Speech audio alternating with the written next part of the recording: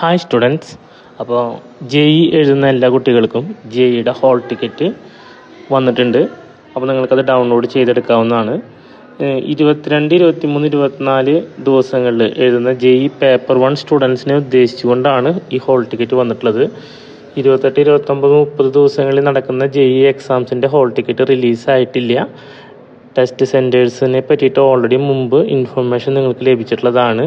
അപ്പോൾ അതുകൊണ്ട് തന്നെ വൺസ് ഹോൾ ടിക്കറ്റ് വന്നിട്ടുള്ള കുട്ടികൾ മാത്രം ഇത് ഡൗൺലോഡ് ചെയ്ത് വെക്കുക.